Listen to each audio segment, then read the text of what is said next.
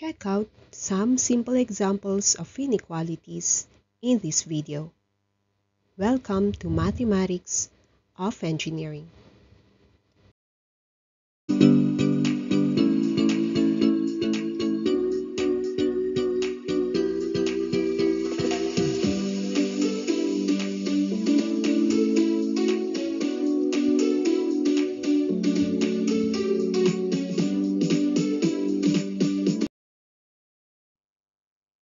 The first example is the inequation of the absolute value of 3 less x as less than 1. Having the absolute value shows that we solve this using the appropriate procedure of taking out the modulus first. In order to do so, we create the positive and negative constants and generate a compound inequality providing negative 1 as less than 3 minus x, which is again less than positive 1. At this point, we can treat the inequation as compound inequality and focus on the middle term as it has the variable x. Isolate x by taking out 3 from the middle term. Thus, we also lessen both sides by 3. So we end up with negative 4 as less than negative x, which is also less than negative 2. Although we already have x solely, we have to generate its positive value, so we need to divide it by negative 1. And so is true to both sides of the inequation again. The recent operation creates the values positive 4, x, and 2. Now take note that since we divided with a negative number, the inequality sign should be flipped. Thus, instead of the previous less than sign, we now use greater than signs. Now, even without graphing the markers, we can imagine easily that x is within the range from positive 2 to positive 4. So it is safe to say in interval notation that the answer is an open parenthesis with 2, then 4, and a close parenthesis. The second example includes 10x squared less 19x plus 6 as less than or equal to 0. The goal is to look for the value of x, so factor the quadratic inequation and get the quantity of 2x minus 3 times the quantity of 5x minus 2 as less than or equal to 0. Simplifying x values, have each quantity being equated with the constant 0, so we get 2x minus 3 as less than or equal to 0 on one side, and the other is 5x minus 2 as less than or equal to 0. At this point, simplify each, starting on the left, where we isolate 2x by adding 3. This gives 2x as less than or equal to 3. Then take x by dividing everything by 2. So we determine the first marker as x of less than or equal to 3/2. For the other inequation, 5x minus 2 as less than or equal to 0, isolate 5x by adding 2 on both sides, giving 5x as less than or equal to 2. Then we again divide this by 5 to get the other marker, x, which is less than or equal to 2/5. Analyze the markers. X is less than or equal to 3/2, and again, less than or equal to 2/5. It seems that there is an overlap somewhere, so it is safer to graph them. By placing them in the number line, with 2/5 and 3/2 emphasized, we can mark the first x of 3/2 as a filled dot and an arrow pointing to negative infinity for the less than sign.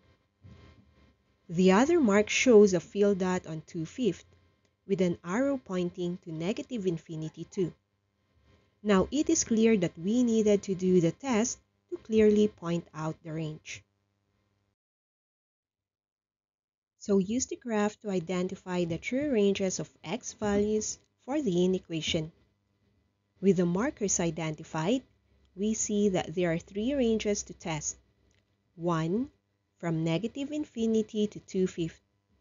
The other, between 2/5 and 3/2. And the last, from 3/2 going to positive infinity. To do the test, take out sample values. Say we use 0 as the sample value from negative infinity to 2/5. We also use 1 between 2/5 and 3/2, and then use 2 from the range of 3/2 to positive infinity. Plug these sample values into the equation. Starting from the one on the left, we have 10 times 0 squared minus 19 times 0 plus 6 as less than or equal to 0.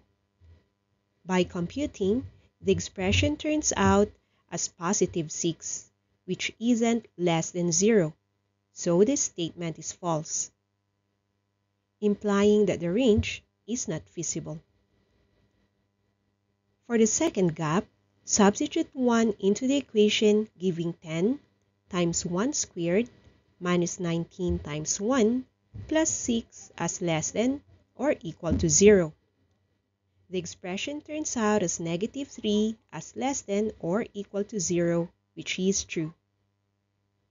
The third test keys in 2 into the equation, thus making 10 times 2 squared minus 19 times 2 plus 6 as less than or equal to 0.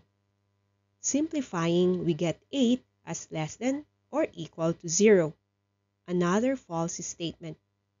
So we got the answer, and that is the second gap. In interval notation, we write it as an open bracket with 2/5 and 3/2 with a closed bracket. The third example includes 1/2 as less than or equal to 4x plus 5 all over 2 as less than or equal to 1. With two inequality signs observed, we know that this is a compound inequality. So we focus on the term with a variable. However, the middle term has a denominator. It might be thought that this is not only a compound inequality, but it may also be a rational inequality. If you check on the denominator, it is just a constant value, so this is not a rational inequality. So the first step is to free the inequation from the denominator by multiplying everything by 2. The resulting inequation then is 1 is less than or equal to 4x plus 5, which is also less than or equal to 2. Isolate 4x by subtracting 5 from the three terms, and arrive at negative 4 is less than or equal to 4x, which is again less than or equal to negative 3. Now divide everything by 4, so get negative 1 is less than or equal to x, which is less than or equal to negative 3/4. Imagine the gap. It states from negative 1 to negative 3/4. This is feasible. So we can now state the answer through interval notation as an open bracket with negative 1, then negative 3/4 with a closed bracket. The fourth example includes negative 10 over x less 5 as greater than or equal to negative 11 over x minus 6. Note the denominators. They include variables. Thus, we can have this inequation tagged as rational inequality. One big no-no with this scenario is cross-multiplying to take out denominators. We don't cross-multiply in inequalities, but we transfer them instead. The first step is to create an inequation with 0, so we transfer the right term to be with the left term. This is done by adding 11 over x minus 6 on both sides, where the right terms cancel out, and we get 11 over x minus 6 minus 10 over x minus 5 as greater than or equal to 0. The next step is to create a single fraction, and that is by taking the LCD. At this point, the LCD is the combined x minus 6 and x minus 5. The numerator then turns out as 11 with the quantity of x minus 5 less 10 times the quantity of x minus 6.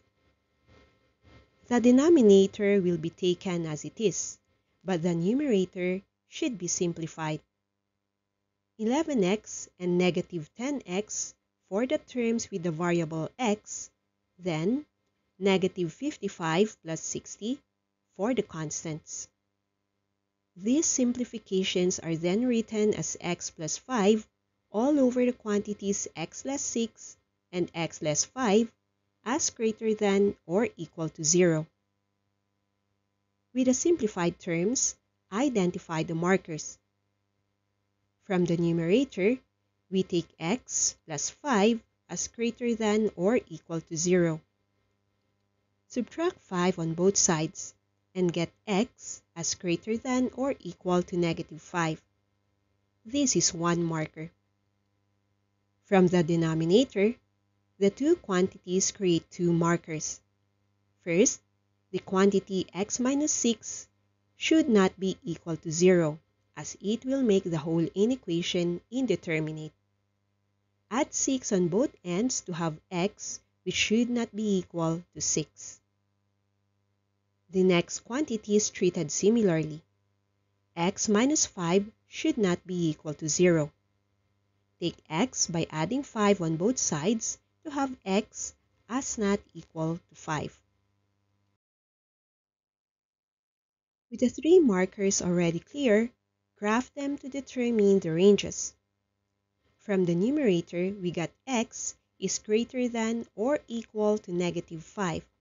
So a field dot is placed on negative 5 and an arrow points to positive infinity to show greater than. The next marker to show is x should not be equal to positive 6. Place a hollow dot on positive 6. The other marker is again a hollow dot at positive 5. The three markers create four ranges to be checked. Identify sample values starting with negative 6 in the range of negative infinity to negative 5. Use 0 in the range between negative 5 and positive 5. We also assume 5.5 for the range between positive 5 and positive 6. And then 7 for the range between positive 6 to positive infinity. These sample values are then plugged into the inequation, but use the one with 0 to easily check feasibility. So start with negative 6 placed in, and get 11 over negative 6 minus 6 minus 10 over negative 6 minus 5 as greater than or equal to 0. The fractions turn out as negative 1 over 132 as greater than or equal to 0, making this a false statement. The second sample value of 0 is then substituted into the inequation to have 11 over 0 minus 6 minus 10 over 0 minus 5 as greater than or equal to 0. The left side is then simplified as 1/6 compared as greater than or equal to 0. This is a true statement.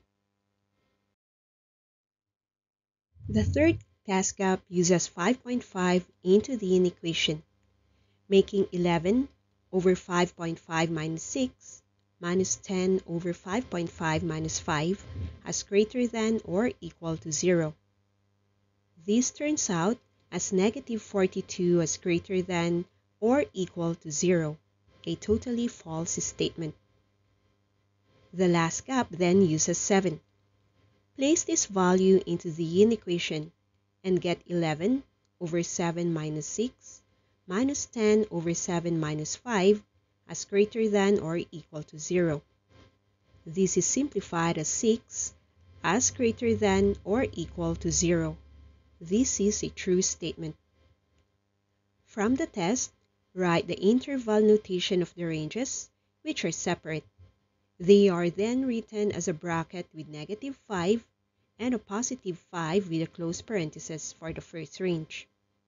This is then with the next range of an open parenthesis with +6 paired with a positive infinity with close parenthesis. Connect these two ranges with a union symbol to show their combination.